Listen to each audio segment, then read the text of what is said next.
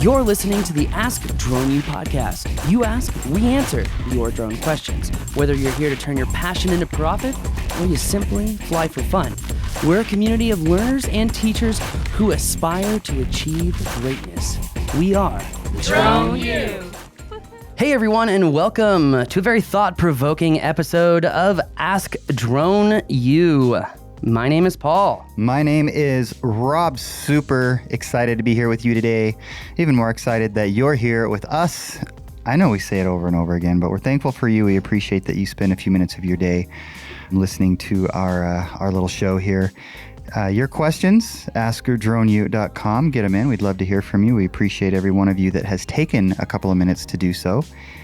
And I would imagine there are a lot of you that are probably at home. If you got a day job, you probably don't get to go to the day job because of lockdowns. And we know there's more of that coming around. And so, I don't know, maybe you have more time to think about your drone business or your drone dreams. What's coming to mind? Let us know. We'd love to talk to you about it and hear a little bit more about what's on your mind. It's amazing how many of you come up with things that make us go, that's a really interesting way to look at that, or that's a really interesting way to ask that question. So come on in. We'd love to hear from you. Definitely would. Thank you, Rob, for that. And thank you for everyone joining us today. I just want to preface kind of what we are talking about today, because there's been a question in this industry, and some of my good friends who I have known in the drone industry for a very, very long time. And I'm talking about people who are fantastic DJI Phantom pilots, but they're also fantastic FPV pilots, and they're fantastic Cinewhoop pilots, which in my book, when you're in a Cessna and people judge the level of pilot, and, if you got the ATP, you're pretty much up at the top. But long story short is people judge how good of a pilot you are, when you go up in their Cessna, how much rudder are you throwing into that roll? Are you making nice, smooth banking turns? Are you factoring for the wind? Are your turns about a point actually concentric? This is essentially how a pilot judges another pilot. And for me, with drone pilots, the way that I judge drone pilots is not only the depth of information, but also in understanding, well, are they a good LOS pilot, or are they good at LOS and FPV? That's pretty rare. It's extremely rare. Like Johnny FPV, best FPV pilot on the planet, no questions asked, right? Okay, guy can't fly LOS to save his life. Okay. He probably doesn't want to. And unless you learn to really train both ways, it's very difficult to go back and forth. But by the way, this is something that we go over ad nauseum. Get it? Never mind. Ad nauseum. Coming soon. At the subject tracking course, which is I didn't know that. Oh, yeah. Because we talk all the time. Sense? Well, because we talk about how to do close proximity shots, and we talk about FAA says you've got to seek and avoid, but in order to really fly safe and make sure you don't hit someone or the boat, you're looking at the edges of your framing. And so we talk about how to do, and Coach Taylor, if you listen to my show, he was my lacrosse coach, head on a swivel. Still talk about it. So anyway. It applies on so many levels. So many levels. So today, though, we're talking about what is navigable airspace, because long story short is a lot of people have been asking this question. In fact, at FAA conferences, at private conferences, I've asked FAA people, what is navigable airspace? And it disappoints me when all I hear is corporate re-speak, okay? Which means FAA owns the heavens to, what do they call it? The grass, the blades of grass to the heavens above, I think is like the sentence that's used all the time. Mm-hmm. Unfortunately, that is actually not true. And actually, through action, the FAA has proven to us that that is not true. You nailed it earlier. Remember I said, don't forget those two stories to bring up, okay? I forgot. So, do you remember a while ago we talked about, flying stadiums, and if the stadium is an enclosed stadium, it's inside, and then we reached out to the FAA and we're like, so if we're flying inside, it's not FAA jurisdiction, right? Not navigable airspace. Right. And they're like, yes, that is correct. So then remember we did the story about the guys who were dropping footballs from the stadium, and that stadium had a roof. Right. Remember? And remember, we talked about how, like, okay, if the roof is closed, it's not navigable airspace. However, Right? But if the roof is open, well, according to the FAA as we heard it, then technically you could fly outside of the stadium into the surrounding airspace, right? It's obviously a plausible thing that could happen. Doesn't mean it will happen, but so long story short, they told us that, okay, if you're inside, if that roof is closed, right, it's not navigable airspace, but if the roof is open, it is navigable airspace. You remember we talked about that? Yeah. What does Sure. that say to you about navigable airspace? Oh, goodness. That there's still a big question as to what it actually is, that it's not a rational thing at this point, that there's a lot to still be determined, I guess. Well, because you brought up the question to me in pre-show, and I wish we had this recorded, but you were like, so Paul, after all that legalese that we just went through, because this morning Rob and I went through the whole thing together, Yeah. which is very rare, by the way. And we went through it, and Rob's like, so wait a minute, if I have like 4 tall trees around the back of my yard, and I put up netting around those trees and over it, It's no longer navigable It's not airspace. navigable airspace. Or is it? I don't know. But it's Well, not, right? technically it's not, because if a plane were to fly into it, well, not only would we have much bigger problems than defining navigable airspace, but that plane would crash because of the netting. I mean... Yeah. And so, again, the point of all this is, where can we fly, right, without... Yeah, so why are we asking this question, Yeah. right? What is navigable airspace, right? And we talked about in our book that we wrote, gosh, almost 5 years ago now, almost 6 years ago now, when we wrote in our book about the Causby case, right? About whether you have the rights as a property owner to control your airspace. And if you remember in our book, we talked about that Causby stated that you have the usable rights to your airspace. And it was simply built off of the legal premise that in order to occupy your land, well, you're going to have to build, and you're going to have to build up. That means that you would be occupying part of the airspace, which Justice William Douglas made very clear that you actually do have a reasonable right to the airspace. This is what... Can we read what he said really quick? And I was actually getting to it because I thought that that argument that we read in... Are you on page 10? I'm on the book, in Banner's book. Oh, I wanted to read well, let's read both. Okay. All right. Yeah, go ahead. Let me finish with this really quick. Yeah. So we were given a document by an industry insider who is very high up in a government agency, who said, this is how the FAA thinks about what is navigable airspace, because we haven't really gotten a clear answer on navigable airspace.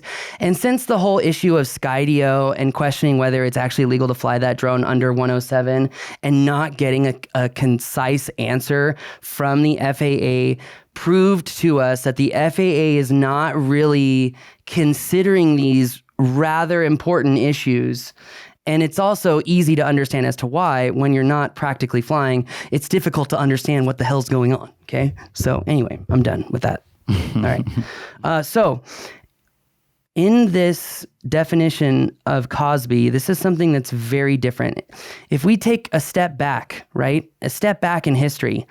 Did you know that previously, before aviation became big, in America, you did own the blades of grass on your property to the heavens? Did you know that? It was called ad coelum. So listen to this. From this document, I'm not sharing the document, don't ask me. Those state and federal laws satisfy the aviation industry, but they upset many landowners who did not want to ensure that the noise and other damage that low-flying planes could cause. The landowners could not defeat the legislation for the usual public choice reasons, but they could and did sue when they suffered individual harm. The ultimate demise of ad coelum came through one such lawsuit. We've talked about this before. The U.S. Supreme Court decided U.S. versus Causby in 1946. In that case, low-flying military planes caused the plaintiff's chickens to jump up against the side of the chicken house and the walls and burst themselves open and die. This was cited from, what's Banner's first name? It's Stuart. Stuart Banner, who's UCLA law professor. Okay, on page 229 of his book. The It's plaintiff, interesting, by the way, in this article, that it moved from an ad coelum, which you're describing, rule to the current regime. So anytime that there's a negative connotation with the word regime, couldn't agree more. right? So anyways, carry on. The plaintiff sued the government, arguing that they were entitled to compensation under the takings clause of the Fifth Amendment. The court's decision, authored by Justice William Douglas, could have resolved the case on a narrow ground by simply holding that there was a taking of land because the government's flights affected such land. Justice Douglas did reach that conclusion, but then he went much further and opinioned on what airspace landowners do and do not own. He wrote that if the landowner is to have full enjoyment of the land, he must have exclusive control of the immediate reaches of the enveloping atmosphere. Otherwise, buildings could not be erected, trees could not be planted, and even fences could not be run. Thus, a landowner owns at least as much of the space above the ground as he can occupy or use in connection with the land. That last part, use in connection of the land, is why a lot of legislation failed in 14, 15, 16 regarding people trying to set up their own no-fly zones over their homes, right? They were trying to say they own the airspace. But Causby says, yes, but only so much of it, okay? That's the key point that people miss. It's just only so much of it, But right? but even that is such a vague term. Only so much of it. He says exclusive control of the immediate reaches. Well, what the heck is an immediate reach? What if He says that he owns at least as much of the space above the ground as he can occupy or use in connection with the land. you could have a 100-foot tree. No, I think I'm sorry, I shouldn't have interrupted you because your next question was brilliant. No. So I mean, and this is, I don't think it's a new question. I think a lot of us have been thinking about this, but the question is just not being answered. And so that's kind of why we're here again. And that is that why don't the powers that be simply create something very simple? And we'll get to another point that's made here in a little bit about common sense, right? And how Justice Douglas approached things in a common sense way, which in many respects, this article sort of, gets on him for that, which I find fascinating. But common sense would say, if we own a piece of land, why do we not have access to that land up to the tops of whatever we have on that land, be it trees, be it buildings? Why is that so hard? Well, I don't think it is. And I think Well, the then reason... if it's not, why hasn't it happened? Well, because I think that there's an issue about taking a side one way or another. Because if you agree with the statement that you just made, then FPVers, cinewhoopers, and drone pilots can fly in their own airspace, on their own property, however they would see fit. Okay, so... but that would throw a wrench in an incapable group of people who make rules. Right, so to take the other side, what's the argument? Well, I want to... what's the other... yikes. It's so funny because I always argue on Instagram that before you argue any argument that you should thoroughly and objectively understand both sides. Yes. I would say that the FAA would argue that because they are trying to ensure safe navigation for aircraft, and they're trying to set a standardization of rules for drone pilots, because there's an issue. Think about, you put your FAA hat on, okay?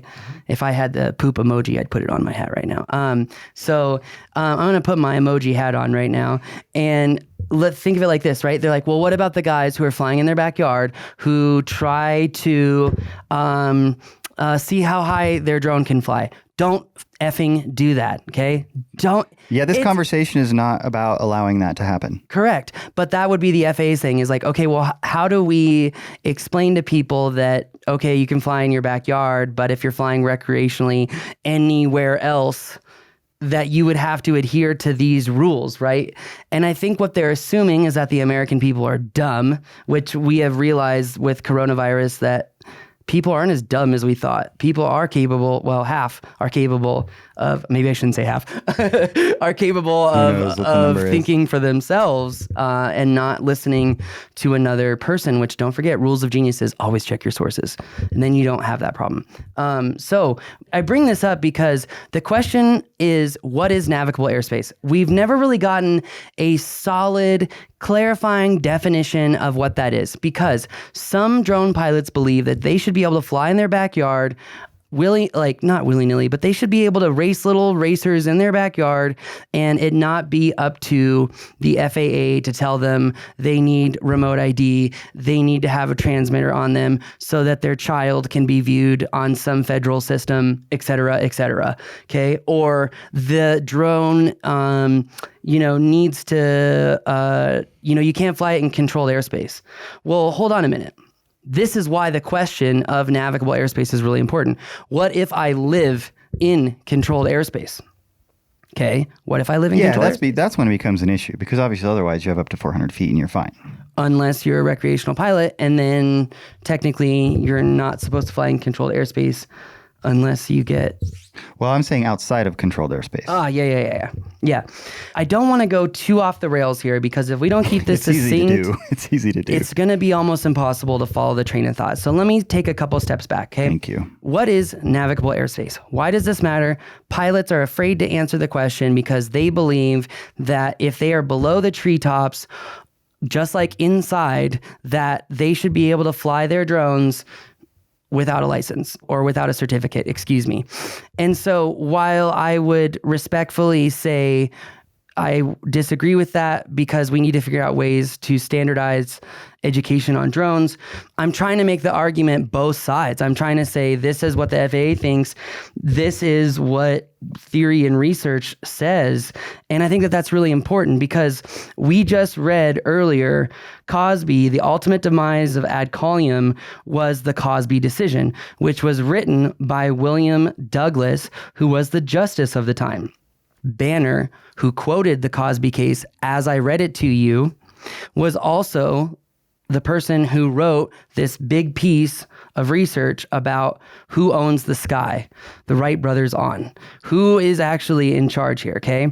And the way that Banner introduces Causby is to actually compare two different views of airspace. The Benthamite view is that property and law are born and must die together. Before laws, there was no property.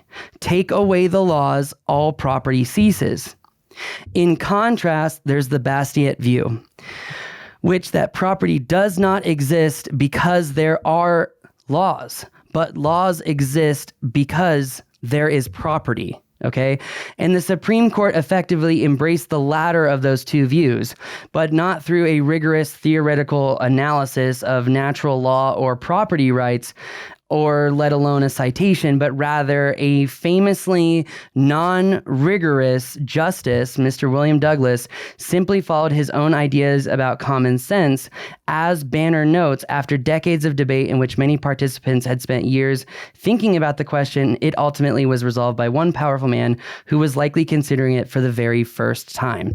Now, when we read that... Which I see as a positive. I was just getting to that. I said, when we read that, Rob was like, yeah, common sense, right? Because ultimately, previously they were saying that, where was that regime word?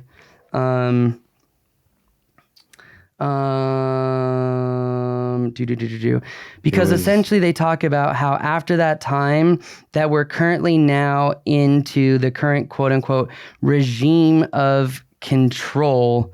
So it was talking about ad coelum rule, which was sort of abandoned by the current regime, under which landowners have no right to the sky above them. Correct.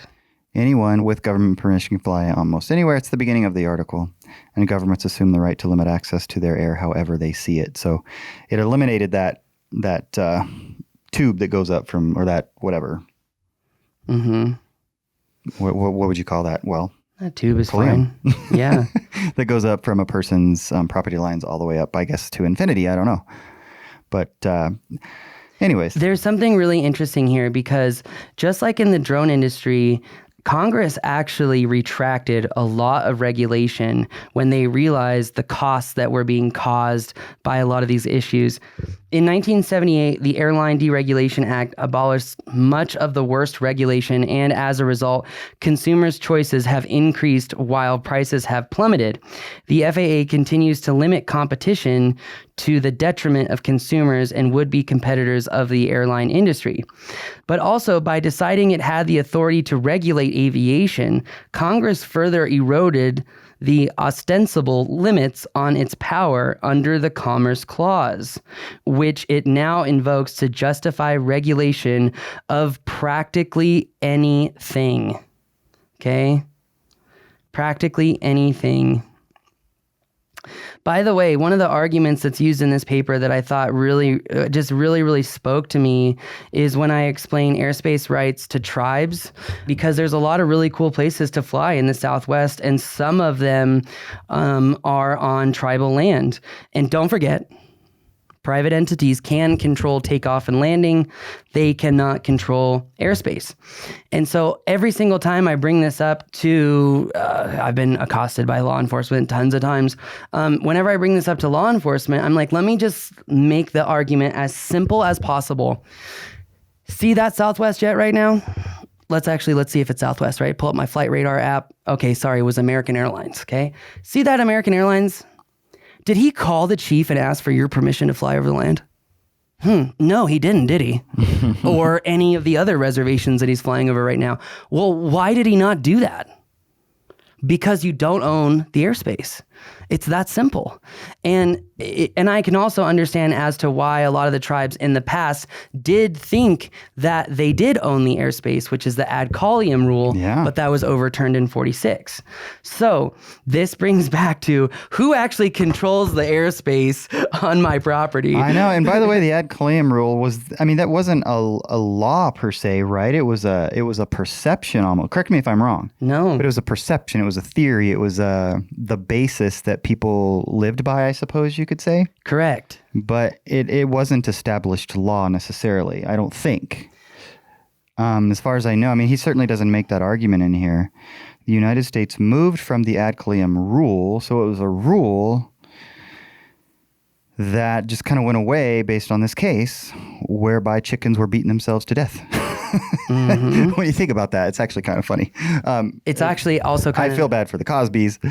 But so that's also kind of funny because it proves what the DOJ scientists said about drone pilots being shot at, that it's not an issue until damage is caused. Or not damage. He said someone's hurt, but the chickens were hurt.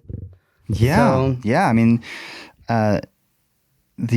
Let's see. Oh gosh, now my mind just went blank on the justice's name. William Douglas. William Douglas. He even said that it did matter because even though it was in the air, it affected what was going on the land. And therefore, somehow that landowner had some rights associated with what's going on in the air, right? Yes. And also that particular issue of land rights, air rights, typically land rights are set as hierarchy, right? There's the federal rule. Then there's the state rule, right? And I want to bring up this next point because in this document, it talks about how the federal government was extremely concerned with a patchwork of rules from state to state about the ad caulium rule as far as who owns the actual airspace. And so in this piece, and I quote, "In fact, of course, the industry's choice was not between private and federal regimes, but between a patchwork of state rules and a single set of federal ones. Given the interstate nature of air travel, federal regulation may seem preferable to minimize compliance costs. And just as the U.S. Constitution is least offensive to those who favor economic liberty and political decentralization, where it assures freedom of trade and travel between the states. So this type of federal regulation, which arguably serves to make regular within the original mean of the Commerce Clause, may seem relatively benign and preferable to the likely alternative, which the likely alternative is talking about states. So that being said, why do I bring this up? we have talked about on this show for years about the problem of a patchwork of rules of states, cities, municipalities, counties creating their own drone rules. Something AirMap was a proponent of, right? That's exactly correct. Which was Who the now problem. owns Kitty Hawk, by the way. So that being said, the FAA knows the importance of a federal patchwork of regulations. We know that, right? We saw the memorandum after 107 to say, states, you cannot create registration systems. You cannot create your own licensing rules. You cannot, do all these other things. And I don't think a lot of states and regulators and authorities really went down the rabbit hole as to why, which is actually very, very, very eloquently laid out in this document, which is essentially comes down to the public choice expectations and transactional costs of the airlines themselves, which essentially means that it would have been industry killing if every airliner would have had to pay every state, every person, whoever property they flew over. Can you even imagine that? No, I can't. Literally, it's too big for my head to figure out how that would work. Which is why they had to say that, yes, property owners have a right to their airspace, but also aircraft have a right to fly through said airspace, which is why we are where we are right now with navigable airspace, because planes have the inherent right to fly through said airspace. But as we know from the FAA, that has to be navigable airspace, right? And so that gets back down to, if I want to buy a drone from Best Buy to let my kid fly in the backyard, is that okay? Do you see what I'm saying? Yeah. Maybe one thing we should do, we might have done this at the beginning, but we'll do it here, and that is to give the actual written definition from the FAA of navigable airspace. Google it. No, I have it here. Oh, okay, read it. It's defined as airspace at and above the minimum flight altitudes prescribed by or under this chapter, including airspace needed for safe takeoff and landing. I rest my case. This podcast's over. Based off of the definition of navigable airspace right there, safe passage for takeoff and landing. Okay. Safe passage for takeoff and landing on a 747 is about, 5,800 feet? I got a lot of room. Well, That's not, okay, that was egregious and wrong. That is not correct, okay? But then, of course, it depends on how close you are to the airport, which was Causby's issue. Yes. And that... Are we ever going to get this question answered? I think the answer is actually very clear. Okay, what is the question? What is the answer? Here, I'm going to steal your computer really fast. Okay, so for airplanes, okay, hold on, I'm going to read this. According to federal aviation regulations, navigable airspace is defined as airspace at and above the minimum flight altitudes as prescribed or under this chapter, including airspace needed for safe takeoff and landing. Okay, so let's actually go to the law. 14 CFR 1.1. Upon how close you are to the airport, or how close you are to landing or taking off. Mm-hmm. Right? Yes. Hold on. My point is that Causby, the Causby case, the case of 46, ended ad caelum, meaning the person, the homeowner, owns from the blades of grass to the heavens, right? And then they decided that the homeowner does have a right to the airspace or the envelope, but also planes have a right to, what do they call it? You use it, easement. They have a right. Oh yeah, it's like an easement through the sky, sure. Correct. As it relates to Causby, the other thing that we talked about was, in terms of really ultimately answering this question about navigable airspace, is it's a moving target because technology changes. And the article kind of goes into that a little bit as well. But the technology changes, the power and might and how loud airplanes are, et cetera. So when the Causbys first moved into this place that they lived, the planes weren't an issue in 1936, right? Is what they said. And then planes became an issue. And so that changed everything. And so it's like the rules associated with this ultimately would have to be a moving target. We might be in a paradigm now where that's not true, but back then it would have been. It's funny that you say that, because in that document, it says that William Douglas discussed that the technology is not going to change. And he used, if you remember, one of the things that essentially that technology could only change so much, that these rules wouldn't change because at the end of the day, the pilot has a responsibility, not even a responsibility, but an inherent assumption that the pilot does not want to crash their plane on someone's property because they don't want to die themselves. And they talked about how technology will not really progress beyond that because there's going to be a pilot. Oh, here we are. Here we are. No pilots. That's true. So, okay. And getting closer to even larger aircraft with no pilots. Correct. Yeah. Under 14 CFR 1.1, navigable airspace means airspace at or above the minimum flight altitudes, just like you said, prescribed by or under this chapter, including airspace needed for safe takeoff and landing. Well, safe takeoff and landing for what? For a helicopter, for a plane, for a gyroscope, a little kite. I mean, what are we talking about here, right? So navigable airspace is defined again. See, I think that we're actually at kind of a fundamental issue here because even they're talking about, I looked up, definitions of airspace, and one of the airspace, the highlights that came up was restricted area, and saying under Part 73, or any area designated under Part 73 within the flight of an aircraft while not wholly prohibited is subject to a restriction. And so they talk about, how restricted areas are defined, etc. But I think that this whole navigable airspace, who owns the airspace issue, might actually be a kind of fundamental question here. Here's the thing, though. Here's something that's interesting. Further down the document, unmanned aircraft are defined here. But here, let's see what it says. Small unmanned aircraft means unmanned aircraft weighing less than 55 pounds on takeoff, including everything that is on board and otherwise attached to the aircraft. A small SUA or SUAS means small unmanned aircraft and its associated elements that are required for the safe and efficient operation of the national airspace system. Okay. So for a geographical sense, airspace in the United States means the states, District of Columbia, Puerto Rico, and the possessions, including territorial waters and the airspace of those areas. Okay. So anyway, I'm back at the top of the page now. Why is this important? And I mean, kind of retracing back.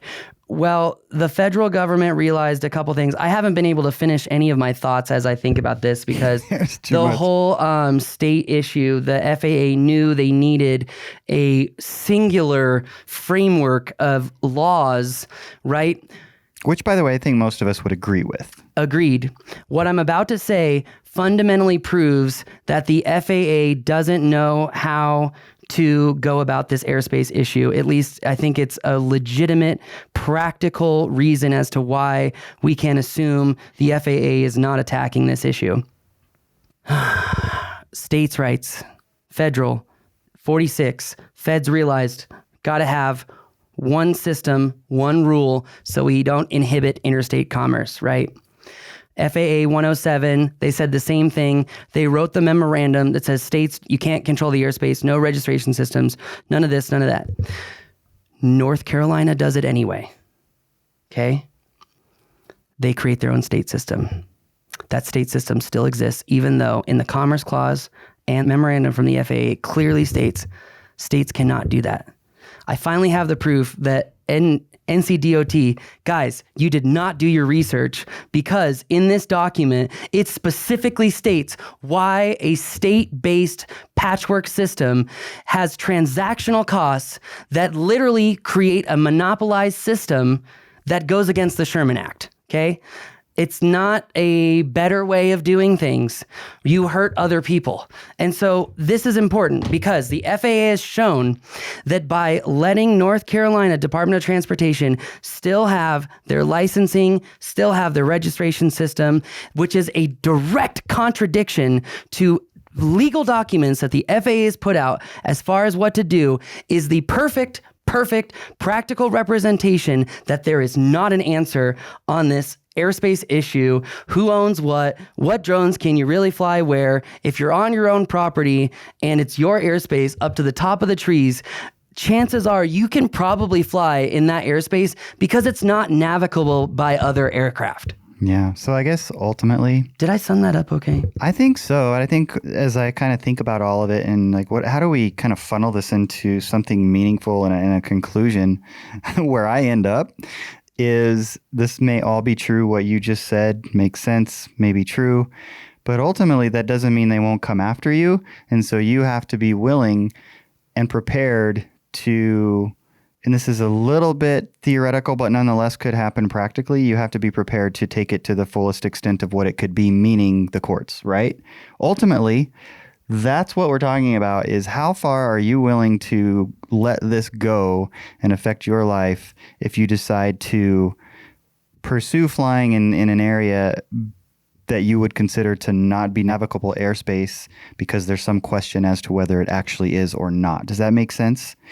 I don't know if I think it does, and I've seen this on a lot of Reddit groups and a lot of Facebook groups, is FPV pilots saying like, well, I don't need 107 because I'm not flying above the trees. And if you go look at the Supreme Court law, it's very clear about you as a property owner. If you own the property, own the airspace to the usable airspace, meaning you can build a house, you can plant a tree to occupy said airspace, right? Yeah. And then, there's no limits on, how high you can let the tree grow. If it gets to a certain point, you don't go up there and cut it. True. So I don't know. Yeah, very true. Interesting. Honestly, we don't really know. So that being said, frankly, when it comes down to what is navigable airspace, well, we answered the legal definition. What is navigable airspace, which is very clear that there must be enough space for takeoff and landing. For what?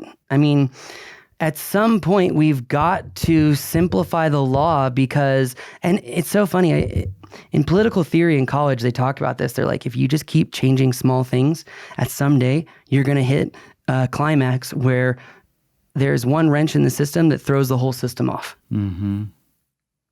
Yeah, and you're going to have to change the whole system. Otherwise, you're going to keep dealing with problems. Yeah. And sometimes you do that and you break the system. True. It's almost not fixable. Well, and that's also what kind of makes me sad because like, I'm not, trying to cause tensions between aviators and the FAA. I think it was George Washington who said, as Americans, it's patriotic to question the government to understand clearly what's going on. Mm-hmm. And I agree with that. And I think the question is, what is navigable airspace? And do these FPV people, do these Cinewoop pilots, are they subject to the law? Yeah. Yeah. And I guess, some people might say, well, we have LANTs now, we have controlled airspace versus not. So we know how to, kind of what we're supposed to do in those areas. We know how to get authorizations now. And so why does this even matter? And I would suggest on a very basic level, it matters in terms of commerce, and maybe just you need to do a job and you want to fly some real estate jobs, for example, and why mess with all that if you're going to fly in space that ultimately isn't navigable? Mm-hmm. On a very practical, basic level, that's just one little example of why this matters, and it just grows from there. As one investigator put it to me, Paul, if you're flying in non-navigable airspace and another helicopter or a plane is flying there too, you have much bigger problems. Yeah. So get out of the way. I'm just kidding. Well, technically you're supposed to yield. Yes, you are. That's why I said that. And thinking about it from the FAA's perspective, if you think about it, right, and people just believe that they have rights to their airspace and they just start flying and they don't know what they don't know and they cause crashes and they cause all these other problems and all these other issues. And it's like, yeah, how do we educate people on what is safe? Well, first we have to be intellectually honest about what is regulated. Yeah. And that's all we want to know. Like, can we just go down the rabbit hole for a second here? Because just did. Lots of definitions just changed 4 or 5 years ago. And now, we talked about Causby. We talked about how property owners can control takeoff and landing in our book, Living the Drone Life. And now we're really talking about that in a whole new realm. Yeah, the world's changing. It sure is.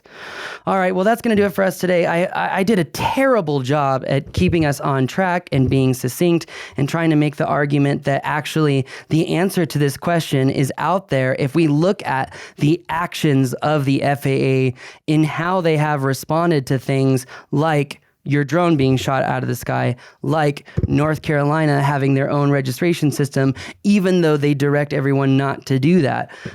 So when it comes to this, what type of message does that send to people?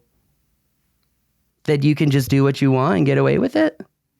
Well, proof is in the pudding. I guess that question is up to our audience, and we invite anyone, including Mr. Douglas or anyone from the FAA, to come on the show and talk about this. Because at the end of the day, we all want a little clarity. I mean, seriously. Yeah, it's really what it's about. Especially when we're seeing more and more and more people just flying and ignoring everything.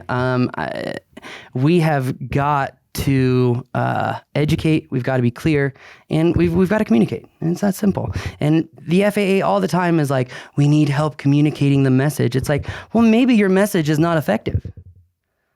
So whoever's in the marketing department over there, I'm reading this book too. I would recommend it, Words That Work. Anyway, I'm not trying to berate the FAA. What I'm pissed off at is the fact that some of my friends who are very knowledgeable about flying drones are afraid to ask this question. And there are other people who are afraid to ask the question and they're flying anyway. And they're like, well, we'll just see what happens. Ask for forgiveness, not permission. And I don't think that that's the right way to go about it. That's just me. So. Not from a safety standpoint. I mean, look, we live in a country where there's more laws and more pages of laws than I think we're even capable of reading in a lifetime. And I've already argued for the simplification of law numerous times. And I think that this is a fantastic example of that. But I also think that this is a fantastic of unification and simplification of law would actually bridge the relationship between drone pilots and regulators, especially the FAA, but the FAA has to drop labels and attitudes that drone pilots are just, wannabes from Best Buy. I mean, I've heard this from the administrator myself, and we have to look. Just for you FAA guys, it's really, really, really clear to empathize with pilots as to why you think they're that way. And it's because they don't think very highly of you. So, I mean, let's not exactly the mutual admiration society, right? Exactly. Yeah. I mean, let's get off of our high horses here. Let's bring people together. And I think the FAA actually has a history of doing that with compliance-based enforcement. So yeah, I think this is a great opportunity for them to come out and clarify some things and bridge some relationship gaps, albeit I'm not sure that that's the intention. So I guess only time and new regulation will tell. Yeah, let's get back to Mr. William Douglas's common sense perspective. If he were still alive, man, I would love to interview that guy, but I doubt he is. So yeah, I doubt it. So yeah, he'd be like 120. He was a Supreme Court justice, and it was in the 40s. Yeah, he's probably not. He's definitely gone. He's been gone a little while. Yeah. Well, maybe. Yeah. Well, our production budget isn't high enough to go find his great grandson who has his journal, who explains exactly why he did what he did. So anyway, on that bombshell, that's gonna do it for us today. Thanks for joining us. My name is Paul. I'm Rob. Thanks.